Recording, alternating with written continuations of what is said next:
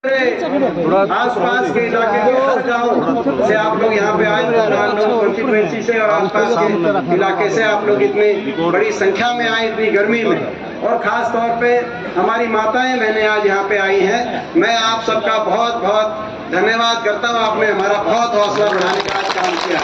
इस लड़ाई में जो बीजेपी से इस लड़ाई को हम जब बीजेपी के साथ संघर्ष कर रहे हैं, बीजेपी सरकार के खिलाफ, इसमें आपके हौसले से ही हम संघर्ष में हमारे आगे कदम बढ़ते हैं। आज हमारा बहुत हौसला बढ़ा है और मैं सभी जिन लोगों ने आज के कार्यक्रम को सफल करने में अपना सबने जो मेहनत करी है, मैं सबको बधाई देता हूं। अपने भाई जस्सी को, क्योंकि इन्होंने जो कार्यक्रम को लेने के लिए सबसे पहले आगे आए और इन्होंने दिन रात मेहनत करी, तो जस्सी को मैं बहुत बहुत बधाई देता हूं कि आज आपने इतनी मेहनत करी।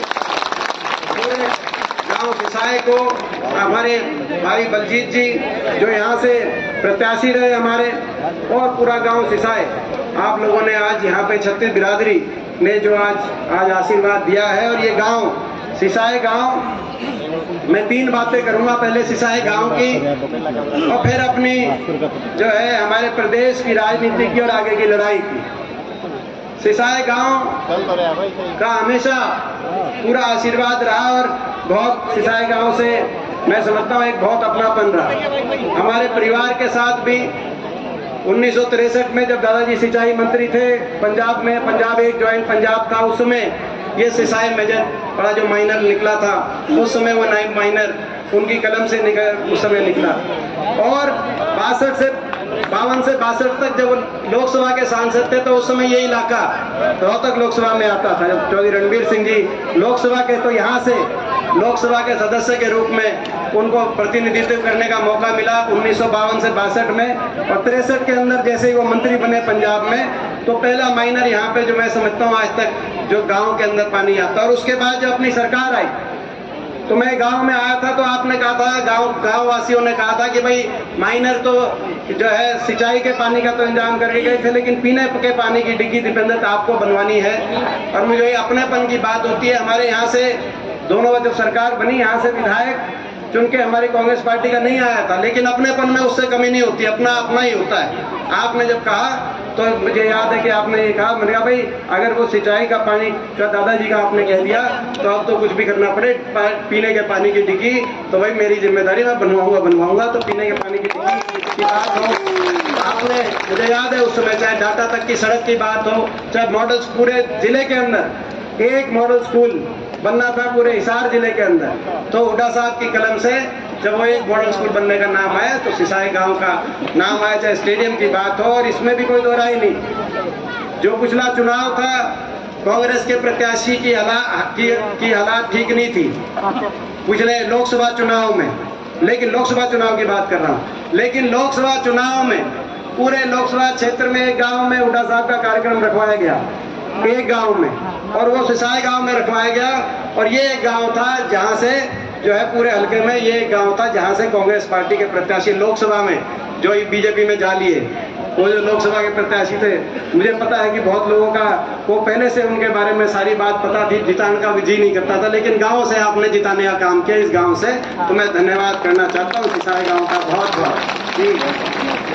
और फिर उसके बाद जब टिकट की बारी आई विधानसभा में, परिस्थितियां बनती हैं। आज हम ऐसे समय में आप और हम यहाँ बैठे हैं।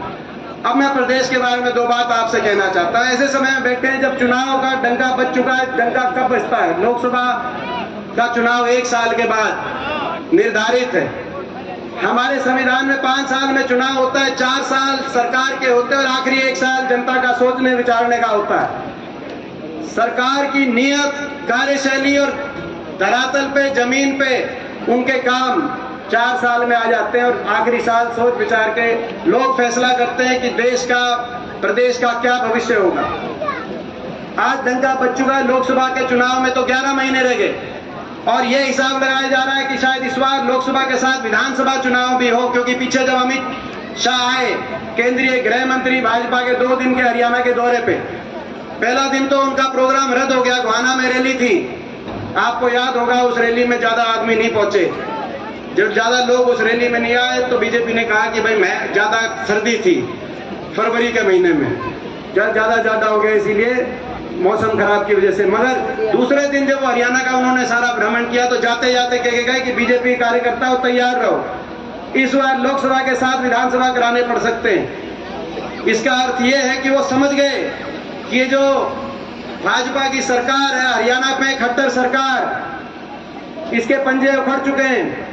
और जो विधायक इस सरकार में हैं, बीजेपी के हो या जेजेपी के हो या निर्दलीय हो, ये किसी तरीके से लोकसभा तक तो डट जाएंगे, मगर लोकसभा चुनाव के बाद इनको डांटना मुश्किल हो जाएगा। तो बोला लोकसभा के साथ कह के गए। खैर, कहने का मतलब है 1 साल में चुनाव। आपके सामने इस सरकार की क्या कार्यशैली रही मुझे बताने की जरूरत नहीं है, आप भुगतभोगी हो। 2014 से पहले जो हरियाणा देश में विकास दर में नंबर 1 था, प्रति व्यक्ति निवेश में, प्रति व्यक्ति आय में हम नंबर 1 पे माने जाते थे। हरियाणा के भाईचारे का मिसाल दिया जाता था, भाईचारे में देश में हरियाणा का जिक्र था। खुशहाली में देश में हरियाणा की बात थी। गरीब की कल्याणकारी योजनाओं में देश में हम नंबर 1 माने जाते थे। किसान के हितकारी फैसलों में, चाहे किसान के 1600 करोड़ के कर्जे की, बिजली के बिलों के कर्जे की माफी की बात हो जो कांग्रेस की सरकार में हुड्डा साहब के समय हुए, चाहे 2200 करोड़ के कोऑपरेटिव के कर्जे की बात हो, गरीब के चाहे 100 गज के प्लॉट की बात हो, चाहे मकान की बात हो, चाहे बड़े बुजुर्गों की पेंशन हो, चाहे खिलाड़ियों के सम्मान की बात हो। देश में हरियाणा का नाम था कि खिलाड़ियों के लिए अगर सम्मान कहीं है तो हरियाणा के अंदर है। अब 10 साल अमन चैन शांति, आपस में भाईचारा, खुशहाली की तरफ हरियाणा बढ़ा। आज 9 साल की इस खट्टर सरकार के बाद उस हरियाणा पे और उस हरियाणा के विकास के सफर पे ग्रहण लग गया। विकास की पटरी से उतर के 19वें नंबर पे पहुंच गए विकास दर में। नंबर 1 पे अगर आज हरियाणा पहुंचा है देश में, तो बेरोजगारी में आज भारत सरकार के आंकड़े बताते हैं, मोदी सरकार के, कि आज हरियाणा नंबर 1 बेरोजगारी में। ना प्राइवेट की नौकरी आई, ना इंडस्ट्री आई, ना कोई औद्योगिक क्षेत्र लगे, ना सरकारी रोजगार मिले। जो सरकारी नौकरियां मिली, एक के बाद एक भर्ती घोटाले की भेंट चढ़ गई। बहुत सी सरकारी नौकरी समाप्त कर दी गई, केंद्र के स्तर पर भी, हरियाणा प्रदेश के स्तर पर भी। रेलवे, एयरपोर्ट, पोर्ट, हर चीज की का प्राइवेटाइजेशन, बड़े उद्योगपति घरानों के हवाले करके देश की संपत्ति, उस रास्ते पे चल पड़ी सरकार। यहां तक कि फौज की पक्की भर्ती होती थी हर साल। हरियाणा से 5,500 फौज में पक्की भर्ती होकर जाते थे। उस फौज की भर्ती को भी आज आपको पता है कि उस पक्की भर्ती की बजाय अग्निपथ योजना ले आए। अग्निवीर 5,500 पक्के भर्ती होते थे हर साल हरियाणा से। इस साल केवल 900, 950 अग्निवीर लिए गए हरियाणा से। उनमें से भी आपको पता है केवल 200 के लगभग, यानी कि 1/4 4 साल के बाद पक्के किए जाएंगे। बाकी 700 घर वापस आ जाएंगे। आजकल रिश्ता करने जाते हैं, कहते हैं कि फौज में है, तो पता करना पड़ता है कि कौन सी फौज में है। यही बात है ना, कहीं अग्निपथ वाली फौज में तो नहीं है कि 4 साल के बाद। तो आज ये स्थिति बन गई। हरियाणा देश में नंबर 1 बेरोजगारी में। हर घर में नौजवान बेरोजगारों की फौज खड़ी हो गई। बच्चे अपने परिवार पे कि जी बाहर भेजो, वो भी एक से एक। यहाँ जींद में मैं देख रहा था 1 से 100 से ज्यादा सेंटर बन गए अभी जींद में। 5-7 साल पहले एक भी सेंटर नहीं था बाहर भेजने के लिए। 100 से ज्यादा सेंटर बन गए जींद में, हिसार में, कैथल में, रोहतक में, हर जगह बाहर जाने की तरफ। क्योंकि यहाँ पे रोजगार दिखता नहीं कि भाई जमीन बेचनी पड़े, कुछ खरीदनी पड़े, बाहर का रास्ता, और उसमें धोखा मिलता है वहां जाकर। मैं अपने नौजवान साथियों से कहना चाहता हूँ, ये खट्टर सरकार सदा के लिए नहीं है। आप विश्वास करो और धैर्य रखो, 1 साल की बात बाकी है। ऐसी सरकार, खट्टर सरकार जिसने हरियाणा का ऐसा भट्टा बिठा दिया, ये सरकार जाएगी, आपकी सरकार आएगी। हरियाणा में नौजवानों की सरकार आएगी, हरियाणा के विकास के रास्ते पे लेके जाने की सरकार आएगी। आपके भविष्य के लिए हम लड़ाई लड़ रहे हैं। चाहे बेरोजगारी में नंबर 1 बन गया हरियाणा, महंगाई में आज देश में नाम आ गया। 400 रुपए का सिलेंडर होता था, आज सिलेंडर की कीमत 1100 रुपए, और 50 रुपए भी होली पे और बढ़ाए हैं। 1200 जितने आज आपके सामने डीजल, पेट्रोल, रसोई गैस का सिलेंडर। अपराध में हरियाणा देश में आगे आ गया, और भ्रष्टाचार में हरियाणा का देश में नाम हो गया। ऐसी सरकार जो भ्रष्टाचार के समझौते पे बनी हो। लोग नहीं चाहते थे इस खट्टर सरकार को दोबारा बनाना हरियाणा में। आपको याद होगा लोकसभा चुनाव में बीजेपी की 10 की 10 सीट आई थी 2019 में। 10 की 10 सीट आई थी। 80 सीटों पे बीजेपी की लीड आई, बीजेपी ने नारा दिया विधानसभा चुनाव में, उसके बाद 75 पार का खट्टर साहब ने नारा दिया, 75 पार का दिया था कि नहीं दिया था 75 पार का नारा? लेकिन 75 पार का नारा था, टीवी 85 पार दिखा रहा था सर्वे, लेकिन हरियाणा का मतदाता नहीं चाह रहा था। 75 पार का नारा हरियाणा के मतदाताओं को नहीं सुहा रहा था। 14 मंत्री उतरे उस सरकार के। अगर 75 पार की चाह होती हरियाणा के मतदाता के दिल में, उस सरकार को दोबारा बनाना चाहते खट्टर सरकार को, तो 14 में से मात्र 2 मंत्री, मुख्यमंत्री जी और अनिल विज, वो वापस पहुंचे विधानसभा में। बाकी 12 मंत्री लोगों ने वापस नहीं पहुंचने दिए 75 पार के नारे पे। लोगों ने कहा भाई हमको भाई 75 पार देखी जाएगी, लेकिन ये मंत्री वापस नहीं पहुंचना चाहिए। रोहतक से मनीष ग्रोवर आ रहे, तो बादली से जो आज बीजेपी के प्रदेश अध्यक्ष हैं, कल उनका बयान आ रहा था, ओम प्रकाश धनखड़ जी, वो बादली से आ रहे। कृष्ण पवार इसराना से आ रहे, तो रामविलास जी महेंद्रगढ़ से आ रहे। कविता जैन सोनीपत से आ रही, तो नारनौन से कप्तान अभिमन्यु हारे। जो सरकार, अगर सरकार की अच्छी कार्यशैली होती, लोग दोबारा बिठाना चाहते चंडीगढ़ के सिंहासन पे, तो कम से कम आधे मंत्रियों तो वापस जीत के जाना चाहिए था। लोगों ने साफ कर दिया। और बीजेपी के 75 पार की नारे की हवा निकाल दी। 40 पे सुई अटक गई। बराबर का कांग्रेस और बीजेपी की लग कशमकश चली। थोड़ी बहुत बीजेपी की सीट ज्यादा आई, लेकिन इस बीच एक और काम बना। एक कहता था 75 पार और दूसरा कहता था बीजेपी को करो जमुना पार। कौन क्या करता जमुना पार? क्या करता कि नहीं क्या करता? खट्टर साहब कहते थे 75 पार बीजेपी का नारा था, और दुष्यंत चौटाला क्या करते थे, जेजेपी वाले क्या करते थे, बीजेपी को करेंगे जमुना पार। एक कहता था 75 पार, दूसरा कहता था बीजेपी को करो जमुना पार। इलेक्शन का नतीजा निकलते ही दोनों बन गए जमा पक्के यार, और चंडीगढ़ में बना दी भ्रष्ट सरकार, और जनता कर रही है हाहाकार। 2 बातें कही थी उन्होंने, 2 बातें, कि बीजेपी को करेंगे जमुना पार और 5100 बुढ़ापा पेंशन। मुझे आज भी याद है वो दिन जब नतीजा आया, जेजेपी ने कहा प्रेस कॉन्फ्रेंस करके कि भाई हमारी कंडीशन है 5100 पेंशन जो देगा। पहली बात तो भूल गए कि बीजेपी को करो जमुना पार, दूसरी बात क्या भाई 5100 पेंशन देगा, उसके साथ हम समझौता करेंगे, कांग्रेस देगी या बीजेपी देगी।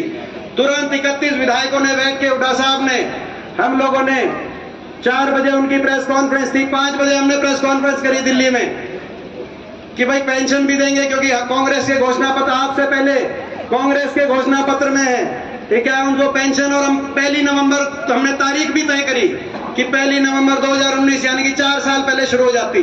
हमने कहा भाई हमारे साथ आओ, लोगों ने इस सरकार को हराने के लिए मत दिया है, हमारे साथ आओ, 5100 पेंशन भी देंगे, और भी कोई बात होगी पूरा आपको मान सम्मान भी देंगे, हमारे साथ पेंशन, हमारे साथ आओ। उचाना में लोगों से पूछा दुष्यंत चौटाला ने क्या करना चाहिए, लोगों ने, सबने कहा कि भाई कुछ भी करना, लेकिन बीजेपी का साथ नहीं देना। मैं गलत तो नहीं कह रहा, ये कहा था कि नहीं कहा, तो मैं कहना चाहता हूं, कुछ भी करना, बीजेपी का साथ ना देना। उचाना से गाड़ी चली जींद तक, रोहतक तक, बहादुरगढ़ दिल्ली बॉर्डर तक गाड़ी ठीक रास्ते पे चल रही थी। दिल्ली में बढ़ते ही दिल्ली की टेढ़ी मेढ़ी सड़कें, नागलोई, नजफगढ़, पंजाबी बाग, दिल्ली की टेढ़ी मेढ़ी सड़कों पे थलसती गाड़ी अमित भाई शाह के बढ़ने का आके रुकी कि नहीं रुकी।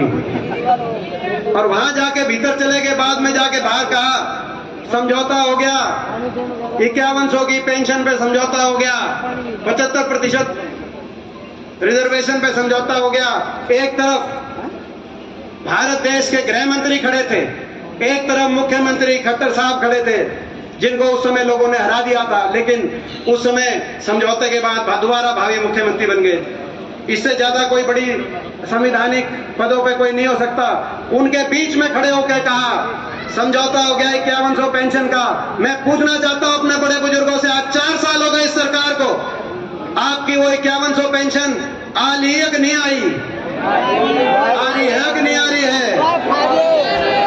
वही देखा गए 5100 की पेंशन का समझौता नहीं था, 5100 की पेंशन का समझौता नहीं था, हरियाणा को लूटने की छूट का समझौता था, आपके साथ विश्वासघात करने का समझौता था, आपको धोखा देने का समझौता था और अपनी जेब भरने का समझौता था।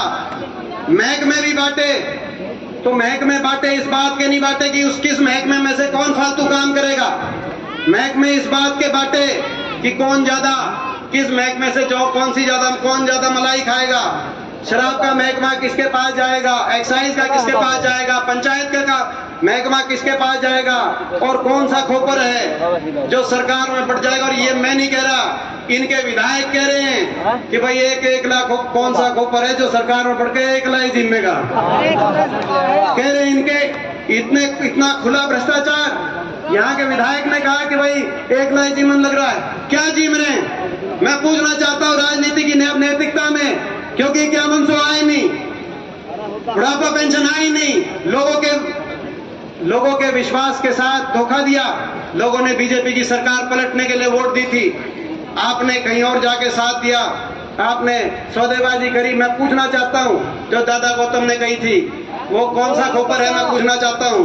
और वो जो 1 लाख खोपर जीवन लग, कौन सा खोपर है और वो क्या जीम रहा है, क्या जीम रहा है, मैं पूछना चाहता हूं। हरियाणा के ये भ्रष्टाचार का समझौता नहीं तो और क्या है, हरियाणा को लूटने का समझौता है खुले तौर पे, और ये सरकार चल रही है। मैं कहना चाहता हूं, एक और काम किया।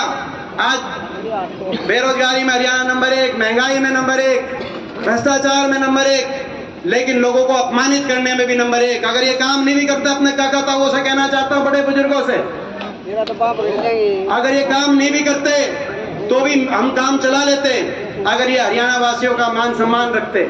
लेकिन इन्होंने तो हरियाणा वासियों के मान सम्मान को रौंदते हुए सरकार 4 साल तक चलाने का काम किया। हरियाणा वासियों के मान सम्मान पे चोट पहुंचाते हुए सरकार चलाने का काम किया।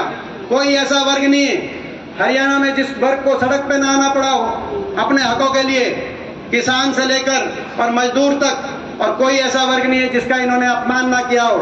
कर्मचारी आए ओल्ड पेंशन स्कीम पे पंचकुला में, उन पे लाठीचार्ज। सफाई कर्मचारी, ग्रामीण सफाई कर्मचारी, ग्रामीण चौकीदार अपना मानदेय बढ़ाने के लिए करनाल में गए, उन पे लाठीचार्ज। छोटे छोटे बच्चे, स्कूल बंद हो गए, 9 साल से शिक्षकों की भर्ती नहीं, स्कूलों के आगे छोटे छोटे बच्चे बैठे, तो शिक्षा मंत्री ने कहा कि ये विपक्ष ने बिठा रखे हैं। आंगनवाड़ी और आशा और हमारी महिलाएं आशा वर्कर वो करनाल में आई, उन पे लाठीचार्ज। यहाँ तक कि सरपंच सोचते थे कि छोटी सरकार है, कम से कम थारा तुम तो बचोगे, लेकिन सरपंचों को भी सड़क पे आना पड़ा और उनकी भी तसल्ली बिठाई गई। आपके सामने कोई वर्ग नहीं, खिलाड़ियों को आना पड़ा। मैं पूछना चाहता हूं, हमारी सरकार थी तो लगभग 800 खिलाड़ियों को अलग अलग पदों पे बिना भेदभाव के नियुक्ति मिली थी, और देश में हरियाणा के युवा का नाम पूरे दुनिया के अंदर और देश के अंदर हरियाणा का युवा का नाम रोशन हुआ था बिना भेदभाव के। आज जो बीजेपी में है, हमारे पहलवान योगेश्वर दत्त उस समय डीएसपी भर्ती हुए थे, तो बबीता फोगाट आप बहन हमारी, उन देश का गौरव है ये, वो भी उस समय डीएसपी भर्ती हुई थी। तो हमारे जो खेल मंत्री हैं संदीप सिंह जी, वो भी उस समय हुड्डा सरकार में डीएसपी भर्ती हुए थे। मैं पूछना चाहता हूं, 9 साल एक किसी खिलाड़ी को नियुक्ति नहीं। साक्षी मलिक हमारी मोखड़ा की बेटी, जो पिछले ओलंपिक के अंदर 2 मेडल आए देश के, ओलंपिक के अंदर 2 ही थे, इससे पिछले वाले में। इस बार तो बजरंग पुनिया का, रवि दहिया का मेडल, इस बार नीरज चोपड़ा के हमारे मेडल, पिछली बार 2 ही के मेडल थे, पीवी संधू और साक्षी मलिक। आज तक साक्षी मलिक को नियुक्ति पत्र नहीं मिली, जंतर मंतर पे धरने में बैठना पड़ा, कोई पूछने वाला नहीं है, उनको अपमान का सामना करना पड़ा। कोई ऐसा वर्ग नहीं, खिलाड़ियों से लेकर और गरीब आदमी, मनरेगा के मजदूरों के बजट 3/3 कम कर दिया। मनरेगा के बजट जो मजदूर निकले, मनरेगा के मजदूर जब निकले करनाल के अंदर, उन पे लाठीचार्ज। और किसान का जो अपमान किया वो आपका और मेरा दिल जानता है। 1 साल वो ऐसा भी था, किसान सड़क पे बैठा था लाखों की तादाद में, हमारे बड़े बुजुर्ग, हमारी महिलाएं, हमारी माताएं बहनें इन धरनों पे बैठी थी। 750 किसानों के घरों के चिराग बुझ गए, हर रोज शव वापिस आते थे इन धरनों से।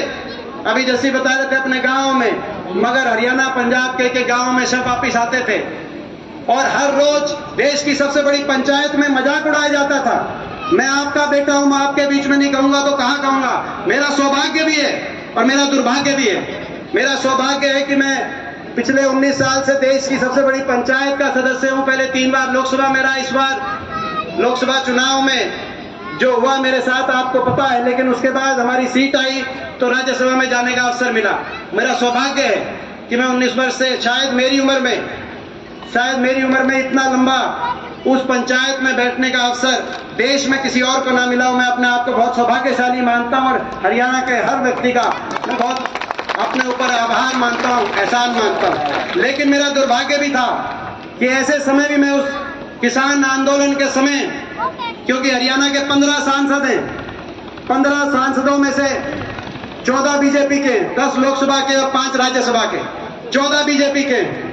और जब एक अकेले विपक्ष के सांसद के रूप में वहां पहुंचते थे और वहां आवाज उठाते थे, क्योंकि वहां ना बोले तो क्या करें।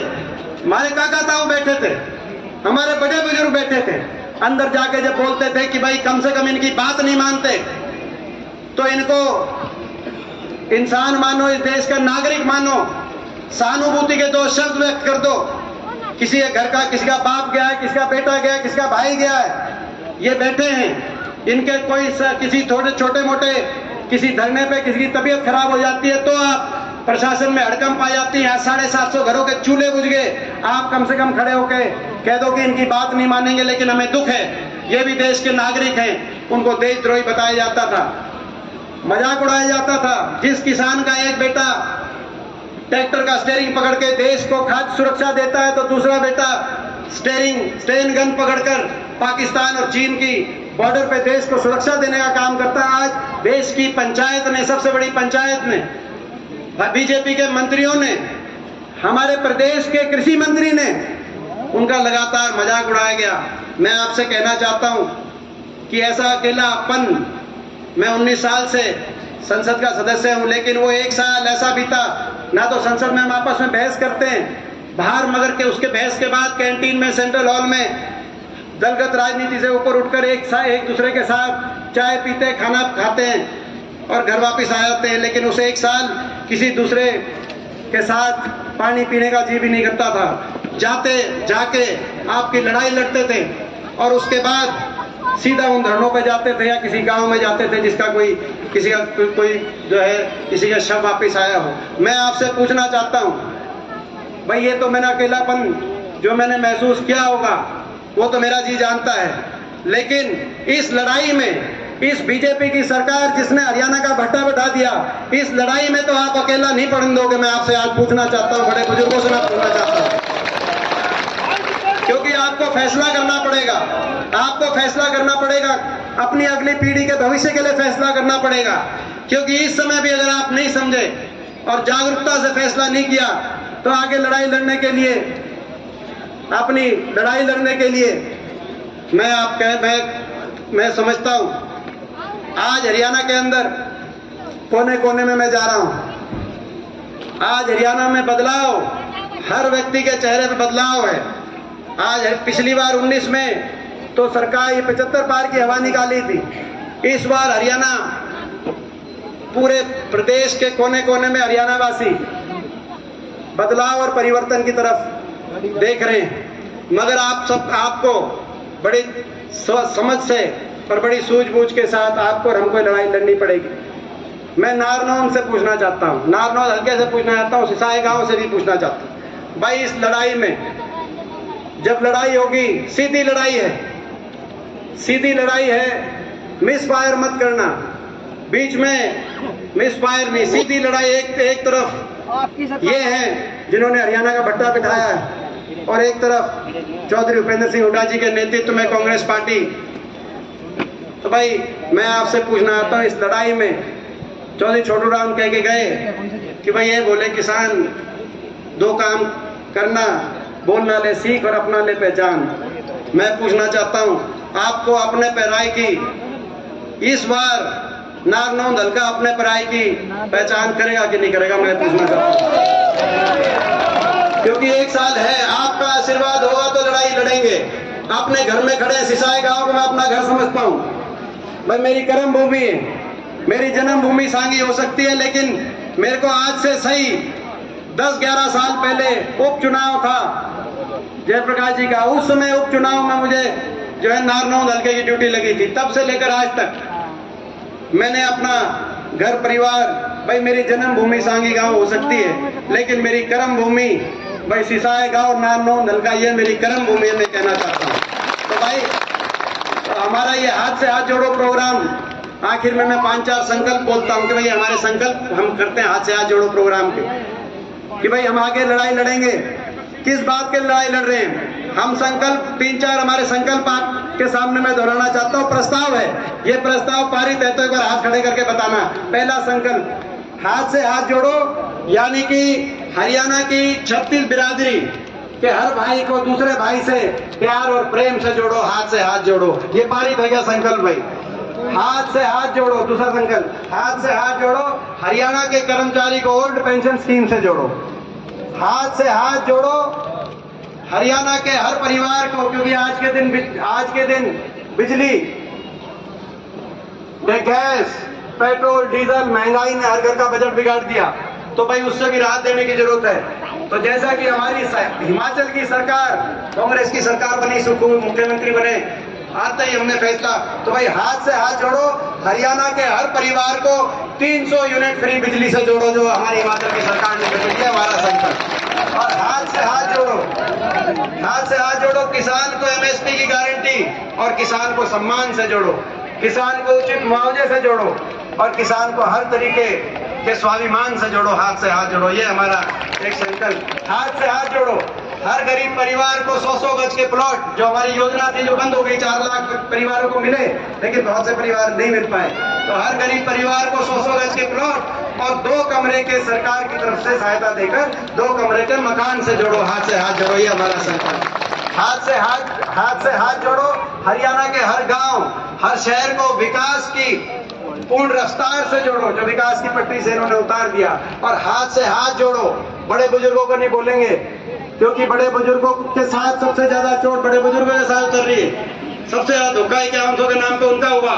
तो भाई हाथ से हाथ जोड़ो, हरियाणा के बड़े बुजुर्गों को देश में सर्वाधिक डंके की चोट पे 6000 बुढ़ापा पेंशन से जोड़ो। हाथ से हाथ जोड़ो, ताकि एक घर में 2 आए तो 12,000, एक घर में एक तनख्वाही आ जाए, तो ताकि हरियाणा का एक। और हाथ से हाथ जोड़ो, हर परिवार को, जो राजस्थान में गहलोत सरकार ने किया है, हाथ से हाथ जोड़ो, हर परिवार को 500 रुपए में सिलेंडर से जोड़ो।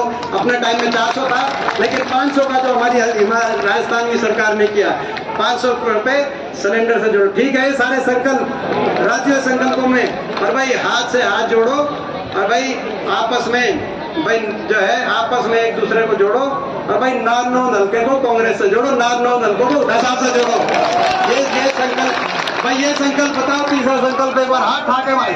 और देखो, ये आखिरी एक बात कह के बात समाप्त। ये फेर गड़बड़ कर सकते हैं, आपके बीच में आ सकते हैं तरह तरह की बात करके। इस बार ये आपके बीच में आएंगे बहकाने के लिए।